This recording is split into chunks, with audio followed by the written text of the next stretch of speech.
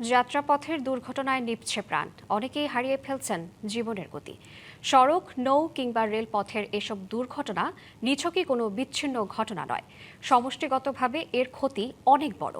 গবেষকরা বলছেন, দুর্ঘটনায় শুধু একটি পরিবারই পথে বসছে না, বরং বছরে দেশের আর্থিক ক্ষতি ৩৫,০০০ কোটি টাকারও বেশি।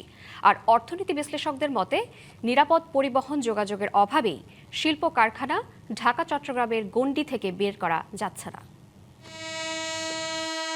নারীর টানে শেকড়ে ফেরার ঈদ আনন্দ পথেই পরিণত হচ্ছে বিষাদে।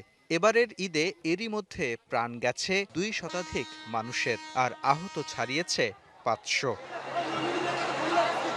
সড়কে ক্ষণিকের একটি ভুল কারো কারো নিভিয়ে দিয়েছে জীবন প্রদীপ, আর পরিবারের কর্মক্ষম মানুষটিকে হারিয়ে কোনো কোনো পরিবারে নেমে এসেছে গাঢ় অন্ধকার। পরিবহন যোগাযোগ বিশেষজ্ঞরা বলছেন, সড়ক, নৌ, রেলপথের দুর্ঘটনায় বছরে ক্ষতি ৩৫,০০০ কোটি টাকারও বেশি। প্রতি বছর যে পরিমাণ মানুষ সড়কে নিহত হয় বা আহত হয়, সেটা যদি আমি অর্থনৈতিক মানদণ্ডে বিবেচনা করি, তার পরিমাণ প্রায় ৩০ থেকে ৩৫,০০০ কোটি টাকা। চালক ব্যবস্থাপনা, মালিক ব্যবস্থাপনা, এমনকি যারা আসলে নিয়ন্ত্রণকারী সংস্থা, তাদের যে ব্যবস্থাপনা, কোনো জায়গায় কোনো পরিবর্তন নাই। তাহলে দুর্ঘটনা আসলে কেমনে কমবে? দুর্ঘটনার আর্থিক ক্ষতি হয়তো পুষিয়ে নেওয়া যায়, কিন্তু পরিবারের একমাত্র উপার্জনক্ষম ব্যক্তি যখন মারা যান কিংবা কর্ম অক্ষম হন, সে ক্ষতি অপূরণীয়। এই গবেষক বলছেন, সড়কে শৃঙ্খলা ফেরানোর পাশাপাশি মৃত্যুর মিছিল থামাতে ঢাকা চট্টগ্রাম কেন্দ্রিক যে অর্থনীতি গড়ে উঠেছে। নগদ নিয়ে এলো হার না মানা হার অফার। সর্বনিম্ন ১০,০০০ টাকা রেমিটেন্স নগদে পাঠালে থাকছে স্বর্ণের হার জেতার সুযোগ। তা বিকেন্দ্রীকরণ দরকার। মানুষ বাধ্য হয়ে ঢাকায় আসে শুধুমাত্র জীবিকার জন্য। তাহলে আপনি কর্মসংস্থান ঢাকার বাইরে তৈরি করেন, তাহলে মানুষজন ঢাকার বাইরে থাকবে।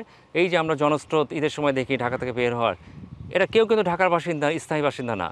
তারা গ্রামে ফিরবে, এটাই স্বাভাবিক। বিনিয়োগগুলো যদি ঢাকার বাইরে করতে পারি, আমার মনে হয় তখন একটা টেকসই সমাধান এখানে পাওয়া যাবে।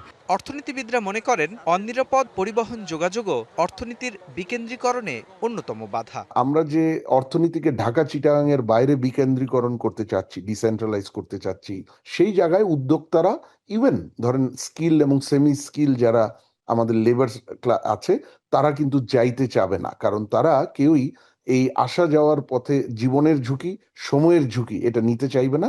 এবং এটা আলটিমেটলি আমাদের যে অর্থনীতিকে পুরো দেশে এক্সপ্যান্ড করা, সেই অর্থনৈতিক পরিকল্পনা এবং এক্সপ্যানশনটা আমাদের ব্যাহত হবে। বিশ্লেষকদের মতে, পরিবহন যোগাযোগ খাতে চলমান নৈরাজ্যের কারণে বছর জুড়ে যে প্রাণ ও সম্পদ হারাতে হচ্ছে, তা বন্ধে আইনের শাসন প্রতিষ্ঠার কোনো বিকল্প নেই। মোস্তফা মাহবুব, ডিবিসি নিউজ, ঢাকা।